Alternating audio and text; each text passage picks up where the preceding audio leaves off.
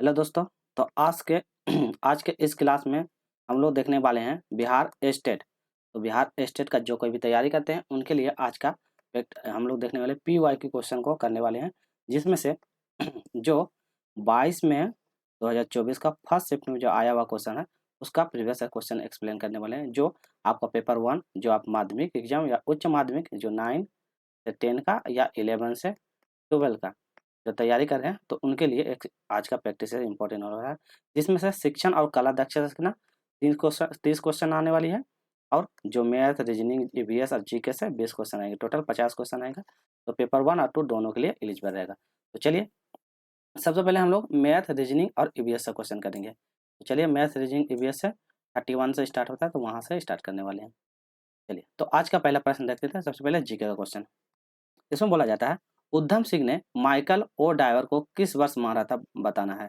1925 में, 1935 में, 1942 में, 1940 में। तो कब उसको मारा था? तो कब सही होगा? 1940 में। तो याद रखिएगा उधम सिंह इसको कब मारा था? 1940 में।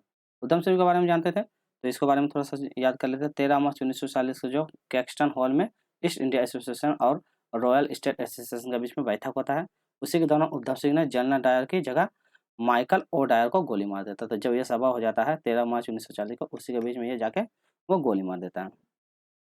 चलिए तो ठीक है, फिर आगे बढ़ते हैं। ये कौन सा विद्रोह से संबंधित है, ये भी याद रखिएगा। जो जलियांवाला हत्याकांड हुआ था उस रोल एक्ट का, उसी के दौरान में जो विरोध हुआ था उसी के विरोध में ये मारा था। अगला क्वेश्चन है झारखंड, छत्तीसगढ़ और मध्य प्रदेश तो खनिज है। तो ये मतलब ये मध्य प्रदेश वाले जगह पे खनिज है और खाली जगह भंडार का समृद्ध है। तो मतलब कि क्या मतलब खनिजों का भंडार है, ये पूछा गया है। कोयला का है, सोना का है, सिलिकॉन का, ये है। तो ये कौन सा, ये छत्तीसगढ़, झारखंड और मध्य प्रदेश में ज्यादातर कौन सा खनिज पाया जाता है, ये पूछा गया है। कौन सा? कोयला। तो याद रखिएगा कोयला का मतलब कि भंडार सबसे ज्यादा झारखंड, छत्तीसगढ़ और मध्य प्रदेश में। तो इंपॉर्टेंट है, याद रखिएगा। चलिए अब कोयला के बारे में जब जिक्र है तो इसके बारे में थोड़ा सा हम नॉलेज ले लेते हैं। कोयला के बारे में जो जिसमें से एकमात्र राज्य जो झारखंड है, झारखंड यह क्या कहता है, अकेले क्या 40% योगदान देता है कोयला में अपना। तो ये भी याद रखें 40% योगदान देता है। अब प्राचीन समय में जो कोयला का भंडार जो था प्रदीप भारत का कौन सा, गोंडवाना। ये याद रखें गोंडवाना। तो गोंडवाना वाले जो उसकी संरचना थी उत्तर पूर्वी का तृतीय संरचना में पाया गया था। तो भी इंपॉर्टेंट है, क्वेश्चन में याद रखिए। सबसे पहले याद रखते हैं आप इसको, जो कोयला का जो श्रेणियां हैं, कोयला का श्रेणी दो भागों में मतलब परिवर्तित किया गया था। पहला गोंडवाना कोयला जिसमें से 250 मिलियन टन वर्ष पुराना था, और एक था तृतीयक टर्सरी मतलब टर्सरी कोयला जो 50 से लेकर 60 वर्ष तक पुराना था। तो इम्पोर्टेंट है, याद रखिएगा। चलिए तो इसके बारे में और थोड़ा सा, और ये जो अपना गोंडवाना कोयला का जो है कौन सा घाटी में स्थित है, ये बोलिएगा दामोदर घाटी में। तो दामोदर घाटी में स्थित है। चलिए क्वेश्चन नंबर 33 इसमें बोलता है, यहाँ पे क्वेश्चन नंबर 33 ने सरकार की एकात्मक और संघीय प्रणाली को बदल दिया था। तो कौन सा, यहाँ खाली जगह है, तो कौन सरकार था जो एकात्मक और संघीय प्रणाली को दोनों में बदल दिया था? श्रीलंका का, बेल्जियम, या बेल्जियम और श्रीलंका दोनों था, या उसमें से कोई नहीं, आपको बताना है। तो किसकी सरकार? बेल्जियम की सरकार। तो याद रखिएगा बेल्जियम की सरकार ने क्या किया था, एकात्मक जो संघीय प्रणाली था उसमें बदलाव किया था। अब बेल्जियम जो था 1900, याद रखिएगा 1993, तो 1993 में एकात्मक शासन प्रणाली का संघीय प्रणाली में बदला था। तो 1993 में इसको मतलब कि एकात्मक से क्या कहता है, संघीय प्रणाली में परिवर्तन कर दिया था। चलिए आगे की ओर बात है। जैसे एकात्मक शासन प्रणाली हो गया, उसी के बीच में संघात्मक मतलब संघात्मक सरकार जैसे क्या होता है, संघात्मक सरकार में होते हैं। इस संघात्मक के बारे में थोड़ा सा जान जाते हैं। संघात्मक सरकार में क्या होता है, जिसमें से कि केंद्र सरकार, केंद्र प्लस राज्य, केंद्र और राज्य दोनों मिलकर क्या कहते हैं, उस पर नियंत्रण करता है, उसको चलाता है। जैसे कौन कौन सरकार, जैसे अमेरिका हो गया, स्विट्जरलैंड हो गया, ऑस्ट्रेलिया हो गया, कनाडा हो गया, रूस हो गया, ब्राजील हो गया, अर्जेंटीना। तो इसमें क्या है, संघीय मतलब कि शासन प्रणाली चलता है। और एकात्मक में अभी बात आते थे, एकात्मक सरकार में क्या होती है, जिसमें से क्या होता है, सिर्फ क्या होता है, एक सरकार की शक्तियाँ का समस्त शक्तियों का कार्य एक ही पर निर्भर रहती है। जैसे कि फ्रांस हो गया, फ्रांस तो याद रखिएगा, फ्रांस हो गया, जर्मन हो गया, चीन हो गया, इटली हो गया, नॉर्वे हो गया, ये सब जगह पे क्या एकात्मक शासन प्रणाली है। अगला क्वेश्चन करते हैं, कलर चेंज करते हैं। तो पूछता है असहयोग आंदोलन के दौरान ब्रिटिश सरकार के विरोध में किसने अपना केसर हिंद तमाम को लौटा दिया? तो केसर हिंद को मतलब त्याग कर दिया था महात्मा गांधी ने, सुभाष चंद्र बोस ने, रामास्वामी मुदलिया ने और गुरुदेव रविन्द्रनाथ टैगोर ने। तो बताइए तो कौन उसको मतलब त्याग दिया? तो केसरी हिंद की उपाधि किसके पास था? महात्मा गांधी। तो याद रखिए महात्मा गांधी ने क्या कहता है, केसरी हिंद तमाम को जो उपाधि थी उन्हें लौटा देता है। चलिए अगला क्वेश्चन करते हैं हम लोग। Next question number 35। इसमें बोलता है प्रथम शीतकालीन ओलंपिक खेलों की मेजबानी किस देश ने किया था? बताना शीतकालीन ओलंपिक के खेल की मेजबानी कौन किया था प्रथम बार? अर्जेंटीना, जर्मनी, यूनाइटेड किंगडम या फ्रांस? तो कौन किया था? तो कौन करता था? फ्रांस किया था। फर्स्ट में फ्रांस किया था, इंपॉर्टेंट है तो याद रखिए। और ये कब किया था? पहली बार जो हुआ था 1924, वर्ष 1924 में फ्रांस ने इसकी सबसे पहले ये किया था। और यह कितना 4 साल में, हर 4 साल में इसका आयोजन किया जाता है। हर 4 साल में ये ओलंपिक का जो होता है खेल का आयोजन हर 4 साल में किया जाता है। चलिए इसमें क्या है, शीतकालीन जो ओलंपिक है इसका मुख्य खेल कौन कौन सा है? जैसे बास्केटबॉल होता है, कर्लिंग होता है, आइस हॉकी होते हैं, नौ स्केटिंग होता है, ये सब होता है। सबसे पहले अमेरिका में कब स्टार्ट होता है? 1932। मतलब ये जो स्टार्ट का सीक्वेंस है 1960 में अमेरिका से स्टार्ट करता है, फिर 1980 और 2002 में 4 बार जो शीतकालीन ओलंपिक की मेजबानी किया था। अमेरिका के द्वारा ये 4 बार किया गया था, तो ये भी इम्पोर्टेंट है। और शुरुआत सबसे पहले क्या 1924 में। और 2026 में जो होता है 26 जो है 2026 इसका जो 25वां ओलंपिक होने वाला है, 25वां वाला ओलंपिक ये कहाँ पे होने वाला है? तो ये आपका होने वाला है इटली देश में। तो इटली में तो याद रखिएगा इंपॉर्टेंट है ना, 26वां में जो 2025 में वाला ओलंपिक 25वां ओलंपिक होने वाला है, ये इटली में होने वाला है। नेक्स्ट है परिवार एक इकाई जिसमें माता, पिता और उनके 2 बच्चे शामिल होते हैं, यह कथन है कौन दिया? मतलब ये कथन है सही है कि गलत है, ये पूछा गया है। गलत है क्योंकि यह कथन निर्दिष्ट होना चाहिए बच्चों की वैश्विक जैविक के लिए। अगला कथन गलत है क्योंकि परिवार कई प्रकार के होते हैं और कोई भी परिवार को केवल एक ही प्रकार के रूप में वर्गीकृत नहीं किया जा सकता। ठीक है। अगला है सही है क्योंकि यह परिवार का एक आदर्श आकार है। और ऑप्शन बी सही है क्योंकि यह सभी भारतीय परिवार में ऐसे ही होते हैं। तो आपको बताना है इसके बारे में स्टेटमेंट है परिवार एक इकाई है इसमें माता, पिता और उनके 2 बच्चे शामिल होते हैं। तो क्या है कथन सही है या गलत है? चलिए तो इसका सही आंसर क्या देते हैं? ऑप्शन नंबर इसका बी हो जाएगा। तो गलत है, क्यों गलत है देखते हैं।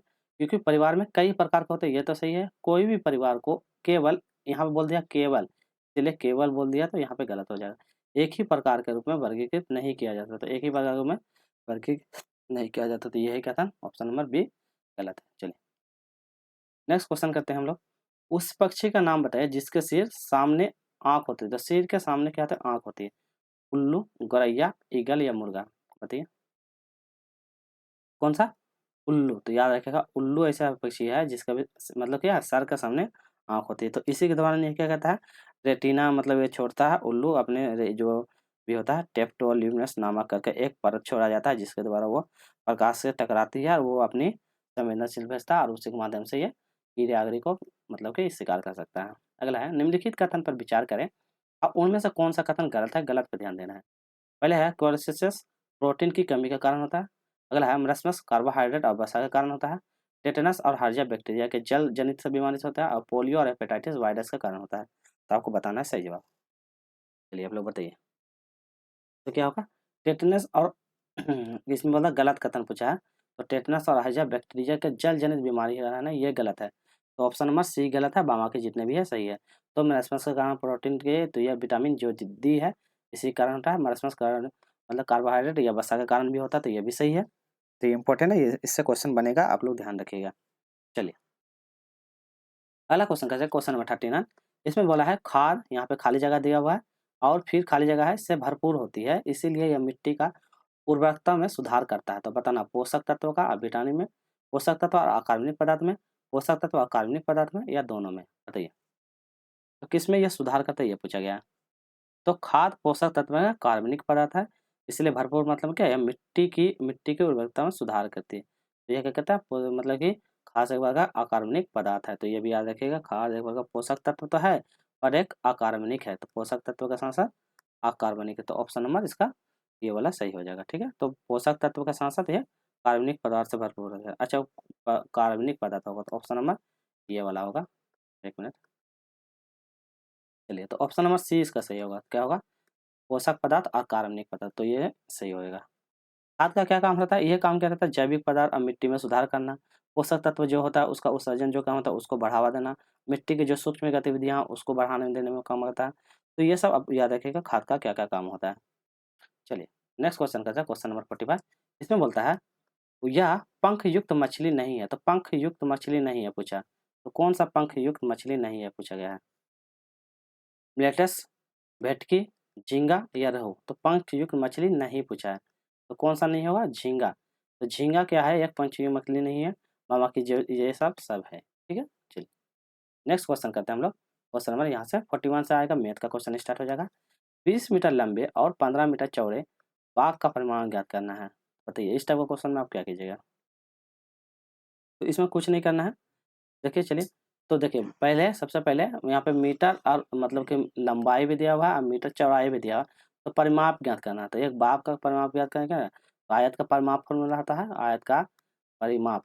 तो यहाँ लिख दीजिए आयत। तो आयताकार करके मान ले बगीचा है, तो आयत जो है आयताकार करके बगीचा है, तो उसका परिमाप ज्ञात करना है। तो क्या आता है? तो क्या होता है? लंबाई प्लस चौड़ाई। तो लंबाई प्लस चौड़ाई लिख दिए। अब देखिए यहाँ पे 2 पहले लिखते हैं, 2 तो रहेगा ही, 2 यहाँ पे ऐसे ही गुना लंबाई, लंबाई मेरा कितना है? 20 मीटर, तो यहाँ लिखेंगे 20 मीटर और चौड़ाई कितना है? प्लस 15 मीटर लिख दिए। तो 2 गुना 20 और 15 30 5 35, 35 तो क्या हो जाएगा? 70 मीटर। ठीक है, तो इतना हो जाएगा। तो ऑप्शन नंबर यहाँ पे 20 70 मीटर। आसान आसान क्वेश्चन है, आराम से बन जाएगा। इसमें है एक वर्गाकार पिरामिड में होते हैं, तो वर्गाकार पिरामिड आप लोग देखे होंगे, पिरामिड पढ़ेंगे तो उसमें कितने मतलब कि फलक मतलब 4 फलक होते हैं, 3 फलक होता है, 5 फलक होते हैं या कोई नहीं होते हैं? तो कितने होते हैं ये पूछा गया है। वर्गाकार जो पिरामिड होता है उसमें क्या था? 5 फलक होते हैं। तो ऑप्शन नंबर सी हो जाएगा, 5 प्रकार का फलक होता है जिसमें से 4 फलक त्रिभुजाकार और 1 फलक वर्गाकार। तो 4 को जो होता है त्रिभुज का आकार का होता है, त्रिभुज के आकार का, और जो 1 फलक जो होता है ये आपका क्या होता है? वर्गाकार का होता है, या मतलब वर्गाकार वर्गाकार का होता है। चलिए चलिए क्वेश्चन नंबर 43 देखते हैं। वह संख्या जिनके हजार का अंक 8 होना चाहिए, दहाई का अंक 4 होना चाहिए और इकाई का अंक 2 होना चाहिए, तो आपको बताना है इसका सही जवाब।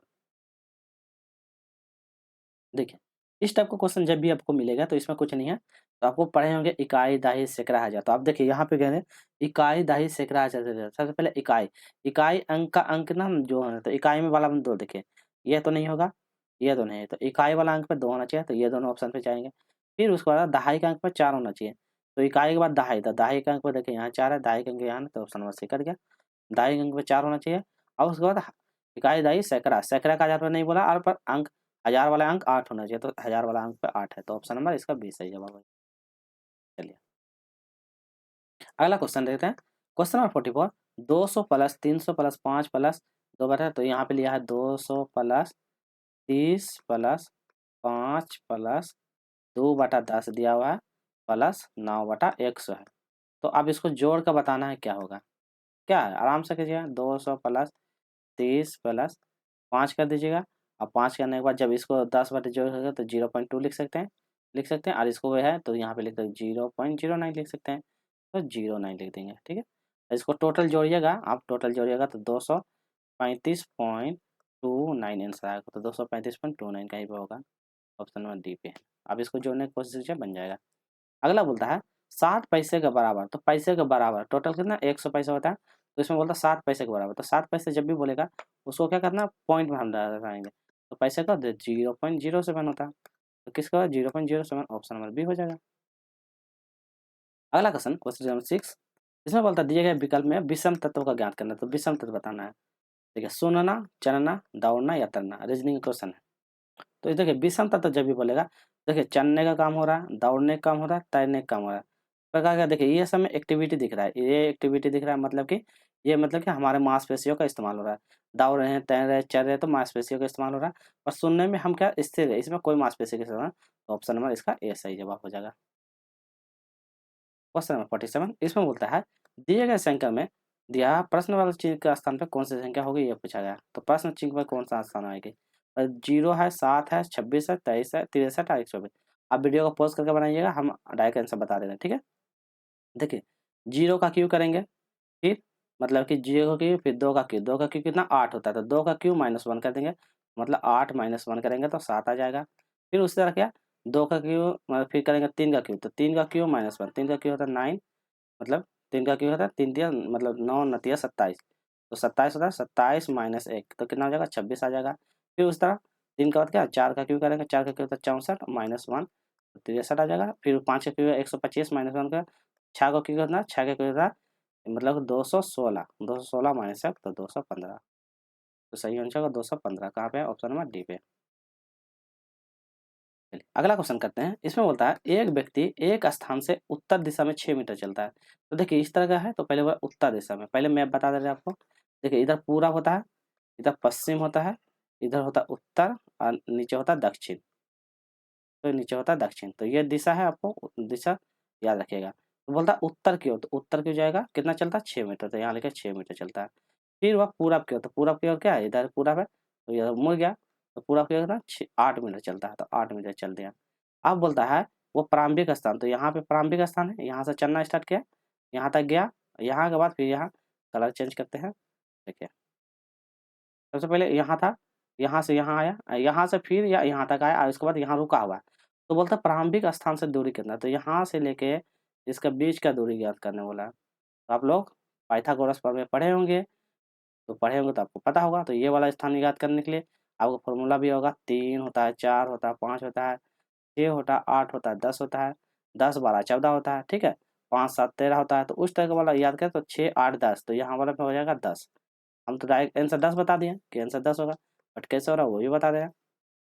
फॉर्मूला है पाइथागोरस का फॉर्मूला, आपको पढ़े होंगे कि मतलब कि जैसे पहला ये है तो ये है, तो इसको ज्ञात करने के लिए ये 10 वाला जगह पे x मान के चलेंगे और इसको रूट में लेंगे, तो क्या करेंगे 8 का स्क्वायर होता है लंबाई का स्क्वायर प्लस चौड़ाई का स्क्वायर, तो 6 का स्क्वायर, तो ये वाला करेंगे तो 8 8 64 होता है और 6 6 36 होगा, तो 64 36 कितना 100, 100 का रूट निकालिए कितना है 10, तो वही आंसर हो जाएगा यहाँ पे 10, तो सही हो जाएगा 10, ठीक है। चलिए, अगला क्वेश्चन करते हैं। औरत विधवा डॉक्टर, तो औरत भी है विधवा और डॉक्टर के बीच संबंध कौन सी आकृति दर्शाता है। देखिए यहाँ पे हम आपको यहाँ पे फिगर बता दे रहे, फिगर नहीं बना है, एक मिनट। चलिए तो आपके पास देखिए पहला फिगर दिया हुआ है, ये फिगर है ऐसा, दूसरा फिगर है और थर्ड फिगर है या फोर्थ फिगर। देखिए फिगर में क्या है औरत विधवा और डॉक्टर का जिक्र होगा, तब देखिए यहाँ पे औरत विधवा डॉक्टर का जिक्र है, तो ये फिगर दिया हुआ, आप फिगर को आराम से वीडियो को पॉज करके हाथ से बनाए हैं तो थोड़ा सा देख के आराम से कीजिएगा। तो इसका सही आंसर होगा ऑप्शन नंबर ए पे चलते हैं आंसर। देखिए क्या है औरत है, तो हम क्या करेंगे सबसे पहले इस तरह का फिगर देखते हैं। देखिए यहाँ पे है तो इस जगह पे यहाँ पे हो जाएगा औरत, ठीक है, हम समझाने की कोशिश कर रहे हैं, औरत हो जाएगा। उसके बाद जो ये वाला खाली जगह ये वाला बॉक्स जो है ये क्या है ये विधवा का भी हो जाएगा, तो विधवा का ये हो जाएगा, और ये वाला जो है ये जो है डॉक्टर हो जाएगा, तो डॉक्टर हो जाएगा। तो जितने भी औरत है तो औरत जो है कुछ विधवा है, और जो भी विधवा है कुछ औरत डॉक्टर है, तो कुछ विधवा है डॉक्टर है, तो ऑप्शन नंबर इसका ए सही हो जाएगा, तो विकल्प ए सही हो जाएगा। चलिए अगला क्वेश्चन है, यहाँ पे आज का अंतिम प्रश्न मैथ का खत्म हो जाएगा, उसके बाद हम लोग 30 क्वेश्चन उससे करेंगे। यहाँ पे स्टार दिया हुआ उस पर रखने पे कौन सा समूह आ जाएगा, तो देखिए यहाँ पे क्वेश्चन दिया 7 स्टार करके इसे दिया है, तो उसको सोल्व करना 7 स्टार इंटू 1 इक्वल टू 12 दिया हुआ, तो आपको सोल्व करने पे बड़ा मतलब 12 आना चाहिए, तो क्या करिएगा। तो देखिए सबसे पहले क्या करेंगे, तो 7 गुना 7 तो करेंगे नहीं, तो गुना वाला तो कम होगा नहीं, तो गुना वाला हटा दो, गुना वाला हटा दो, तो 7 प्लस 7 करेंगे तो 14 हो जाएगा, 14 में 2 घटाएंगे तो कितना होगा 12। तो देखिए 7 गुना मतलब गुना वाला तो नहीं होगा, 7 प्लस 7 ये वाला उठाएंगे, 7 प्लस 7 14 माइनस 2, और यहाँ पे क्या बोलता है गुना 1, तो 7 7 कितना होगा 14 माइनस 2 गुना 1, तो 14 माइनस 2 कितना 12 गुना 1 क्या हो जाएगा 12, तो ऑप्शन नंबर क्या हो जाएगा ये वाला, तो 20 का सही जवाब हो जाएगा। तो हम लोग ये वाला कंप्लीट हो गया। अब हम लोग करने वाले हैं फर्स्ट क्वेश्चन से करेंगे शिक्षण दक्षता क्वेश्चन, जो आपके एग्जाम के लिए यहाँ से 30 क्वेश्चन आने वाला है, ठीक है। तो चलिए 30 क्वेश्चन करते हैं, यहाँ से स्टार्ट करते हैं। निम्नलिखित में से कौन सा शिक्षण के विभिन्न स्तरों का क्रम है बताना है। स्मृति स्तर, बोध स्तर, चिंतनशील स्तर, बोध स्तर, स्मृति स्तर, चिंतनशील, चिंतनशील स्तर, बोध स्तर या स्मृति स्तर, स्मृति स्तर, चिंतनशील या बोध स्तर, आप लोग बताइए। चलिए आप लोग बताने की कोशिश कीजिए, वीडियो को फास्ट करके आप लोग रोक कर बनाइएगा। तो इसका स्मृति स्तर, बोध स्तर और चिंतनशील स्तर, और सही आंसर स्मृति स्तर, बोध स्तर और चिंतनशील स्तर। तो इसी के माध्यम से स्मृति स्तर होता क्या है ये चीज जानते हैं। इसमें क्या होता है सबसे प्राथमिक स्तर जहाँ पे क्या होता है छात्र के रूप में और सूचना को याद करता है, तो छात्र क्या करता है सूचनाओं को याद करने का काम करता है, तो सूचना को याद करने का काम करता है। बोध स्तर क्या होता है? बोध स्तर कहता है इस स्तर पे क्या कहता है, जो कोई भी सीखी गई जानकारी है उसको समझता है और अपने शब्दों में व्याख्या करता है। तो समझ कर क्या करना, उसका व्याख्या करना। और चिंतन, चिंतन के बारे में तो आप लोग पता ही होगा, बच्चे जो भी समस्याएं हैं उनको क्या कहता है, तार्किक समस्या, रीजनिंग जो भी है उसको के लिए हम लोग क्या बच्चों को क्या कहते हैं, चिंतनशील बनाते हैं, ताकि बच्चे उस चीज का अपने से खुद से खोज करके उससे पढ़ने का काम करें। चलिए क्वेश्चन नंबर 2, शिक्षण किसकी निपुणता पर आधारित है? किस पे निपुणता पर आधारित है? अवधारणाओं को ज्ञान पे, शिक्षण कौशल पे, निर्णय लेने के कौशल पे, या सभी पे? बताइए। तो क्या बच्चों के लिए अवधारणाओं का भी ज्ञान होना चाहिए, शिक्षण कौशल ज्ञान होना चाहिए, निर्णयों का? तो ऑप्शन नंबर इसका डी सही जवाब। तो ऑप्शन नंबर डी इसका ओवरऑल सभी होता है। अवधारणा होता क्या है? अवधारणा के बारे में जैसे अवधारणाओं का ज्ञान, तो अवधारणाओं के बारे में जानते हैं। इसमें क्या कहता है, शिक्षण के लिए क्या कहता है, टीचर क्या कहता है, विषय वस्तु का मतलब कि जो भी विषय वस्तु है टीचर के द्वारा जो भी विषय है, मान लो वो मैथ पढ़ा रहा है, तो मैथ का टीचर का अच्छा से नॉलेज होना चाहिए, ताकि वो क्या करे, छात्र को स्पष्ट रूप से अपना जो भी है सटीक रूप से जानकारी दे। बच्चों की जो समस्याएं हैं उनको क्या करना, उस अवधारणाओं से निवार करने का काम करना। ठीक है, तो यही होता है अवधारणा। ठीक, चलिए शिक्षण कौशल। अब जैसे शिक्षण का कौशल आया, तो शिक्षण कौशल कहता है इस बात पर निर्भर करता है कि शिक्षक मतलब जो होता है किस प्रकार का पढ़ा रहे, पढ़ाने में कौन कौन तकनीक का उपयोग कर रहे हैं, और बच्चों को प्रोत्साहित कर रहे हैं। जो बच्चे अवधारणाओं से थोड़ा सा परेशान हो रहा है, तो उनकी कौशल तरीका जो होता है उसके बारे में। ठीक है, निर्णय लेने का कौशल, तो निर्णय लेने में तो आपको पता है वो जो भी समस्या है उनको समाधान करना, और उसके बारे में अवधारणाओं से बच्चों को निर्णय लेने के लिए खुद से प्रेरित करना। अगला क्वेश्चन देखते हैं, शिक्षण प्रभावी होगा यदि शिक्षक, शिक्षक क्या होगा, विषय को पढ़ाने में बहुत अनुभव होगा, जो छात्र पहले से जानते हैं उनको शुरू से करेगा, इसलिए कई शिक्षण सुविधाओं का उपयोग करेगा। इसे तो ऑप्शन नंबर डी सही बताएं, कौन सा होगा, क्या उसका सही जवाब होगा? तो क्या होगा, इसका भी ओवरऑल सही हो जाएगा। तो क्या विषय वस्तु को पढ़ाने में बहुत अनुभव होना चाहिए, छात्र जो पहले से जानता है उसको शुरू से करना चाहिए। ठीक है, जो बच्चे के लिए कई कई शिक्षण सुविधाओं का उपयोग करना चाहिए। शिक्षण सुविधाएं मतलब जो भी बच्चों के लिए सुविधाएं हो सकते हैं उनको एक सुविधाएं देना। जो पहले से जान रहा है उसके लिए क्या करेगा, नए शब्द नए विषयों आदि को समझने में क्या उसको आसानी होगा, इस तरह करना चाहिए। अगला है, कौन सा क्षेत्र डोमेन मतलब शारीरिक और मोटर कौशल से संबंधित है? शारीरिक रूप से और मोटर कौशल से संबंधित है। संज्ञानात्मक क्षेत्र, भावनात्मक क्षेत्र, मनोक्रियात्मक क्षेत्र, या उपरोक्त में से कोई नहीं? बताइए।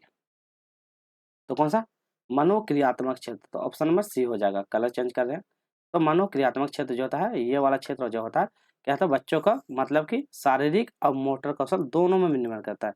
इसलिए शारीरिक में भी, शारीरिक मतलब उनके सामने जो हाथ आँख जो होते हैं ये वाला शारीरिक होता है। मनोकौशल उनके मतलब कि जो उसके सीखने का जो कौशल होता है वो चीज़, तो उसके बारे में। फिर आपको जैसे डोमेन, डोमेन के बारे में जो बोलता है, डोमेन होता क्या? ये मतलब सीखने का एक प्रकार होता है। जैसे संज्ञानात्मक क्षेत्र होता है, तो इसका प्रकार कौन-कौन सा होता है? ये याद रखिएगा, संज्ञानात्मक एक डोमेन में आता है, संज्ञानात्मक क्षेत्र आता है, दूसरा में आता है भावनात्मक क्षेत्र आता है। तो भावनात्मक एक भावनात्मक क्षेत्र होता है, और एक थर्ड में जो होता है ये ऐसे नॉर्मल ही आता है। भावनात्मक वाला मनो, जो मनोवैज्ञानिक क्षेत्र जो होता है वही वाला। तो मनो, मनो शारीरिक क्रिया, शारीरिक क्रिया का क्षेत्र, तो ये सारे क्षेत्र इसी के अंतर्गत में शामिल किया जाता है डोमेन में। ठीक है, चलिए अगला है, भावनात्मक क्षेत्र डोमेन जीवन शैली के एक भाव के रूप में मूल्य प्राणी को, एक भाव के रूप में मूल्य प्राणी को क्या कहता है, अपनाने पे केंद्रित करता है। जवाब देना, मूल्य का निर्धारण करना, संगठित करना, या चरित्र का चयन करने में मान मतलब कि सहायक करता है। तो भावनात्मक के बारे में जिक्र किया, भावनात्मक क्या कहता है, बच्चों को चरित्र का चित्रण करने में योगदान देता है। भावनात्मक क्या था, बच्चे अपनी भावनाओं, दृष्टिकोण, मूल्यों का विकास करता है, और चरित्र चित्रण में करने में अपना सबसे ज्यादा योगदान देता है। अब जैसे चरित्र चित्रण आया, तो चरित्र चित्रण क्या होता है? चरित्र चित्रण होता है भावनात्मक का सबसे क्या है, सबसे चरित्र चित्रण में भावनात्मक में सबसे ऊपर वाला स्तर माना जाता है। सबसे सबसे उच्चरी स्तर, तो ऊपरी वाले स्तर, तो जितने भी सबसे ऊपर वाला स्तर होता है उसी को माना जाता है। इसमें क्या होता है, बच्चे अपनी आंतरिक दृष्टि बनाती है, और अपनी जो भी जीवन शैली के जो हिस्सा होता है उन्हीं के हिसाब से अनुसार से ये चलते हैं। चलिए व्याख्यान विधि होता है, इसी में फिर व्याख्यान विधि होता है। व्याख्यान विधि छोड़िए, हटाइए अभी इसको, व्याख्यान में तो बच्चा ये सब होता, हटाइए। और अच्छा, और दूसरा क्वेश्चन का था, अगला है, विद्यार्थी को किसी प्रमुख विचार या स्पष्टीकरण को व्याख्या करने से जुड़ी शिक्षण प्रक्रिया क्या कहलाएगा? तो इसमें बताना है स्पष्टीकरण और व्याख्या से जुड़ी। तो व्याख्या से समझ में आ गया, प्रदर्शन विधि, व्याख्या विधि, कहानी से विधि, ये सब। जब व्याख्या के बारे में जिक्र है तो व्याख्यान विधि। व्याख्यान विधि क्या होता है, तो शिक्षक क्या करता है, बच्चों को लेक्चर देता है, लेक्चर के दौरान ये उतना अच्छा कारगर नहीं होता, ठीक है। तो ये भी याद रखिएगा, ये उतना व्याख्यान विधि में क्या होता है, मतलब कि बच्चा बैठा हुआ है और टीचर आता है और टीचर आने के बाद अपना लेक्चर स्टार्ट कर देता है और बच्चों को उसको बस सुनना रहता है। इसमें से क्या होता है, बहुत सारे बच्चा सुनते हैं, कुछ समय के लिए याद रहता है, बट वो प्रॉपर तरीका से मतलब सही से उसको नहीं इस्तेमाल करते, फिर बाद में उसको भूल जाता है, तो ये उतनी अच्छा नहीं होता है। क्वेश्चन नंबर 7, निम्नलिखित में कौन सा रोल प्ले विधि की खामियां हैं? तो रोल प्ले जो विधि होती है उनकी खामियां क्या होती है? पहला ऑप्शन है, जब तक अच्छी तरह से योजनाबद्ध, सुव्यवस्थित और निगरानी नहीं की जाती है, तब तक ध्यान केंद्रित करने में कमी हो सकता है। यह एक नीरस विधि है। यह सीखने की प्रक्रिया को घटाता है। यह ज़्यादा समय लेने वाली विधियां नहीं है। तो आपको बताना है इसका सही जवाब। तो क्या होगा सही जवाब? तो क्या है, रोल प्ले एक प्रकार का अच्छी तरह से योजनाबद्ध और सुव्यवस्थित निगरानी विधि नहीं है। तो क्या है, अच्छी तरह से है और निगरानी विधि नहीं है। क्यों? या तब तक ध्यान केंद्रित करने में कमी हो सकती है। तो यही रोल प्ले तो बोला कमियां क्या है, देखिए कमियां बोल रहा है, ठीक है। चलिए, रोल प्ले में होता क्या है? योजनाबद्ध और व्यवस्थित तरीका को नहीं ध्यान में लाया जाता, तो यही होता है रोल प्ले में। अगला है, आर्मस्ट्रांग किसके प्रतिपादक थे? समस्या समाधान विधि के, परियोजना विधि के, चर्चा विधि के, या अन्वेषण या विशिष्ट विधि के? किसके प्रतिपादक थे? तो किसके प्रतिपादक थे? तो इसका सही जवाब हो जाएगा परियोजना विधि के प्रतिपादक। तो इसका सही आंसर ऑप्शन नंबर क्या होगा? बी। चलिए, तो सही आंसर ऑप्शन नंबर बी इसका हो जाएगा। चलिए, तो ये हो गया। परियोजनात्मक विधि होता है, इसके बारे में जान लेते हैं। आनुষ্ঠাनिक परियोजना विधि, जिसमें क्या था, शिक्षक में लागू करने पर ध्यान पे बच्चों को जो होता है, ये परियोजना पे ध्यान देता है, बच्चों को परियोजना से संबंधित समस्या सुलझाने पे ध्यान दिया जाता है। अगला क्वेश्चन है, शिक्षक को शिक्षण कार्यों की योजना तदनुसार बनानी चाहिए। छात्रों की क्षमता और रुचि के अनुसार, छात्रों के प्रदर्शन के अनुसार, छात्रों की प्रतिक्रिया के अनुसार, अन्य शिक्षक के द्वारा। तो उनकी योजना किस हिसाब से बनाना चाहिए? छात्र की जो क्षमता है और उनकी रुचि, तो बच्चों की क्षमता, उनकी क्या-क्या क्षमता है, कौन से क्षेत्र में वो अच्छा कर पाता है, उस पे ध्यान देंगे। बच्चों की रुचियाँ क्या है, बच्चे कौन-सा टॉपिक पे ज़्यादा रुचि ले, या तो खेलने में या पढ़ाने में, या मतलब कोई एक्टिविटी में, तो वो सब बच्चों में देना चाहिए। तो उसी के अनुसार हम लोग क्या कहते हैं, अपना जो भी हो लेसन प्लान बनाना हो, जो भी एक्टिविटी हो, उसी के हिसाब से बनाना है। कक्षा में चर्चा शुरू करने के लिए विचारात्मक प्रश्न पूछना इसका एक उदाहरण है। तो विचारात्मक प्रश्न पूछना किसका उदाहरण? अन्वेषण करना, विस्तृत करना, स्पष्ट करना या संलग्न करना। तो किसका उदाहरण होगा? चलिए आप लोग बताइए। तो ये किसका? संलग्न। संलग्न मतलब होता क्या? एंगेज करना। तो बच्चों को क्या करना? ज़्यादा से ज़्यादा एंगेज करने की कोशिश करना। इसमें क्या था? एंगेज करने से क्या था? बच्चे खुद से आपस में बात करेगा, शामिल होगा, उनकी सोच और उनके अलग जो है उनकी सोचों से वो अपने से क्या कहते हैं? अपना सोच उसको सोच दोनों को आदान-प्रदान करते हैं, जिससे बच्चे क्या होता है? ज़्यादा से ज़्यादा इसमें सीखते हैं। अपने से खुद से प्रश्न करके स्वयं करके सीखते हैं। नेक्स्ट क्वेश्चन करेंगे। चलिए, अगला क्वेश्चन है, सूक्ष्म शिक्षण की अवधि को सरल करने के लिए एक छोटा-सा शिक्षण अनुभव है। तो छोटा शिक्षण अनुभव है 5 से 10 मिनट का, 30 से 50 मिनट, 1 से 3 घंटे और 2 से 5 घंटे। तो सबसे सरल से जाता है। वीडियो अच्छी लग रही होगी तो लाइक कीजिएगा, ठीक है? लाइक से सब्सक्राइब ज़रूर कीजिएगा और आपको जितना भी है स्टेट से संबंधित सारा यहाँ से प्रीवियस का क्वेश्चन करवा देंगे और उसके बाद में जब प्रीवियस कंप्लीट हो जाएगा तो उसके बाद 15 से 20 प्रैक्टिस सेट लगा देंगे, जो इसी से आपको एग्जाम में कवर हो जाएगा। सही होगा। 5 से 10 मिनट के लिए हमेशा सरल करने का एक छोटा-सा शिक्षण विधि होता है। टीम शिक्षण की विशेषताएँ क्या होती हैं? टीम शिक्षण में सारी ज़िम्मेदारी शिक्षक की होती है। टीम शिक्षण में शिक्षकों को अपनी गतिविधि स्वयं तय करने के लिए आवश्यकता होती है। टीम शिक्षण में क्या होता है? विद्यार्थी, स्कूल और अन्य चीज़ों की आवश्यकता पर भी विचार किया जाएगा, आउटपुट से भी। तो बताइए क्या होगा टीम शिक्षण विधि में? तो टीम शिक्षण विधि में क्या आ जाएगा? ओवरऑल होता है, उसकी ज़िम्मेवारियाँ होती है, उनकी जो एक्टिविटी है तो शिक्षक पे होती है और वो इस विद्यार्थी, स्कूल और अन्य चीज़ों की आवश्यकता पे भी विचार दिया था। ऑप्शन नंबर यही डी, ऑप्शन नंबर डी हो जाएगा। चलिए क्वेश्चन नंबर 13 करते हैं।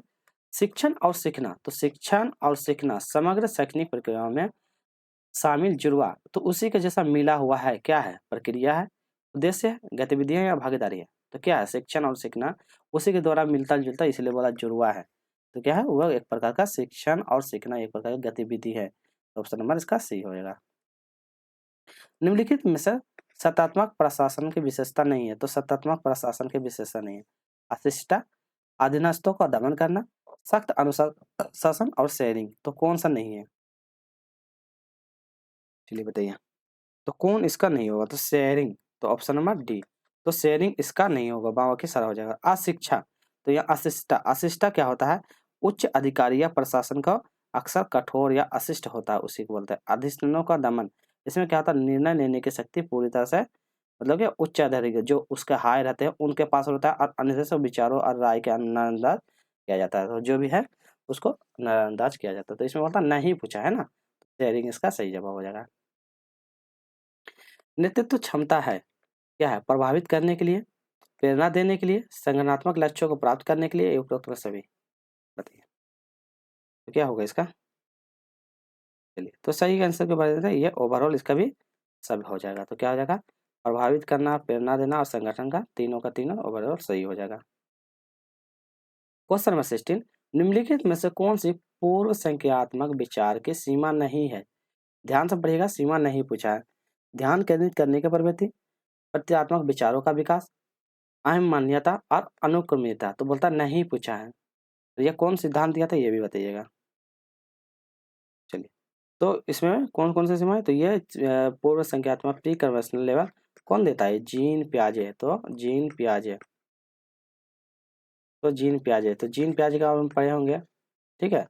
तो जीन पियाजे का पढ़े होंगे। तो ASPCF देता है sensory motor pre conversional level, concrete और फॉर्मेट। तो ये वाला दिया है 0 से 2, 2 से 6, 2 से 7, 7 से 11 और 11 प्लस जो होता है ये से मतलब मूर्त अमूर्त, ये वाला जो देता है इसी में देता है जीन पियाजे, ठीक है। तो इसमें पूछा है कौन सा नहीं पूछा है बताइए।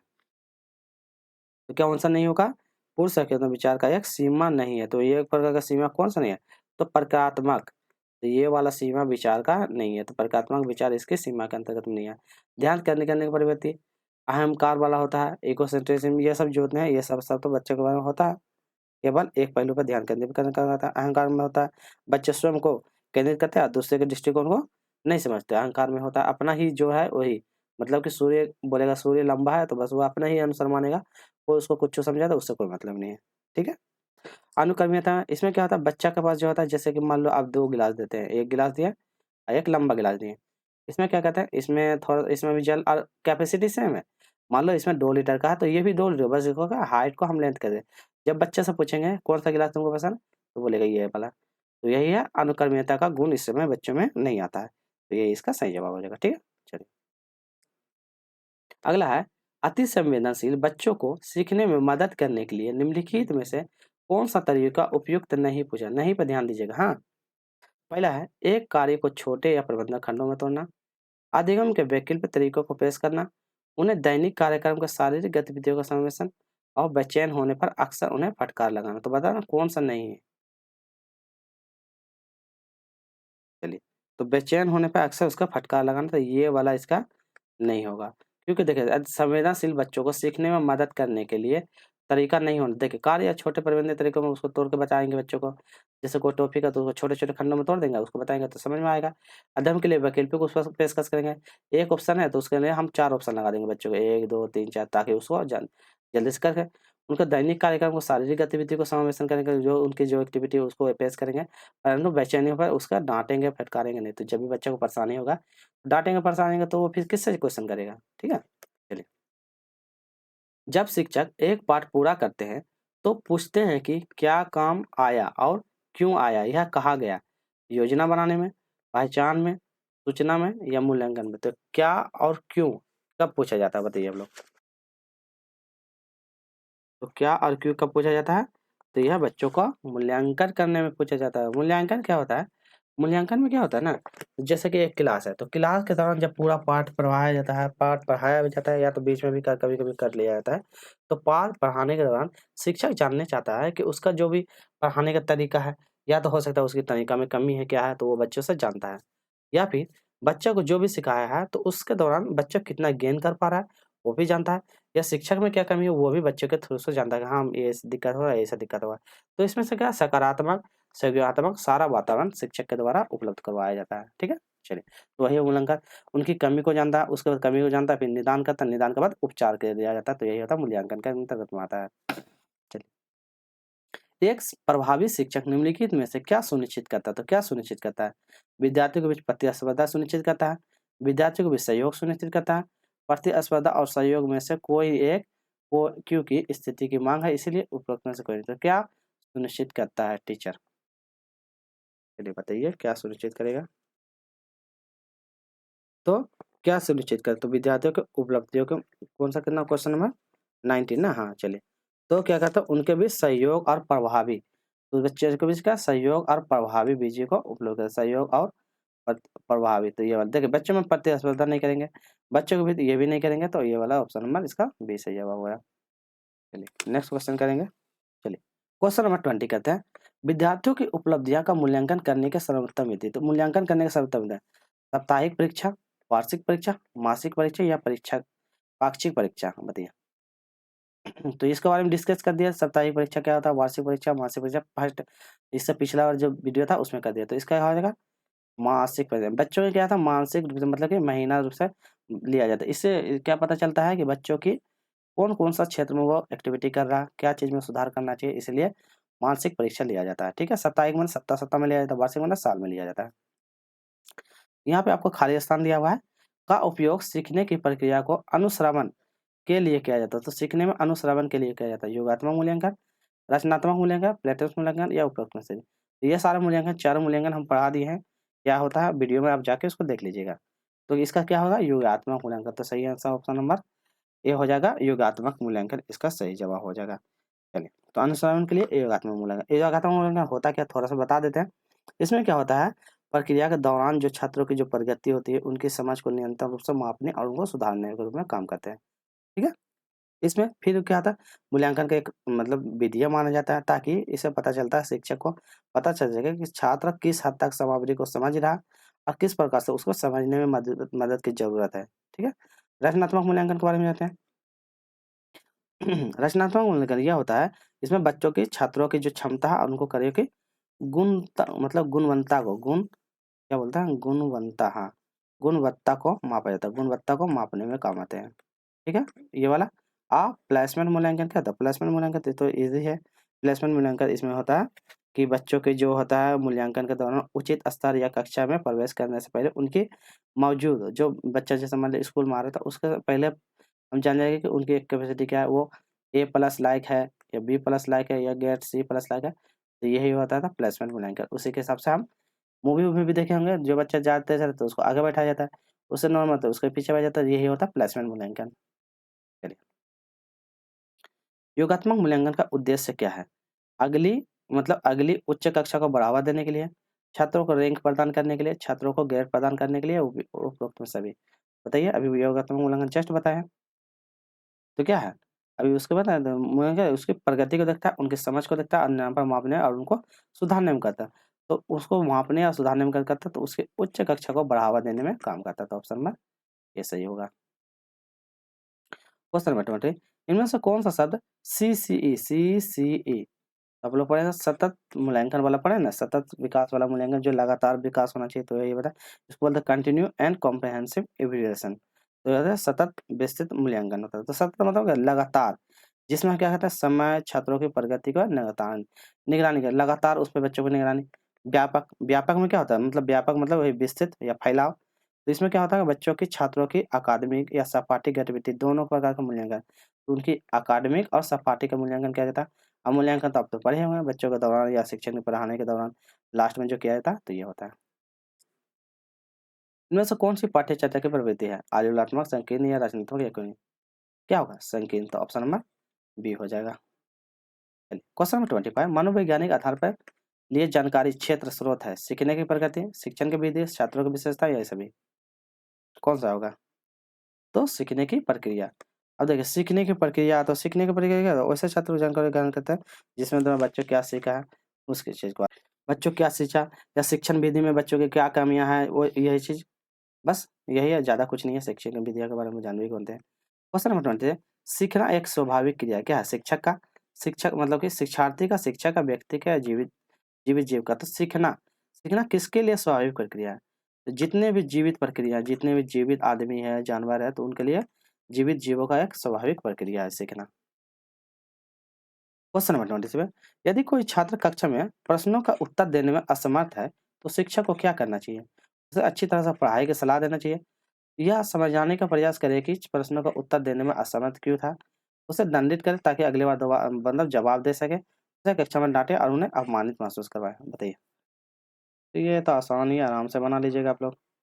तो क्या करेंगे हम, उसको क्या कहते हैं, ऑप्शन नंबर बी करेंगे। छात्रों को प्रयास करेंगे कि वह प्रश्नों का उत्तर देने के लिए असमर्थ क्यों है, हम जानने की कोशिश करेंगे, समझने की कोशिश करेंगे क्या कि वो असमर्थ क्यों और बच्चा दे रहा, वो क्यों नहीं दे रहा, क्या उसमें त्रुटियाँ हैं, क्या उसके लिए उपचार की ज़रूरत है। तो ऑप्शन नंबर बी इसका सही जवाब हो जाएगा। क्वेश्चन नंबर 22, शिक्षण प्रक्रिया के किस तत्व में विषय वस्तु के बारे में सोचने और फिर उसे ऐसे रूप में परिवर्तित करना शामिल है जिससे वह छात्र सबसे अच्छी प्रतिक्रिया दे सके।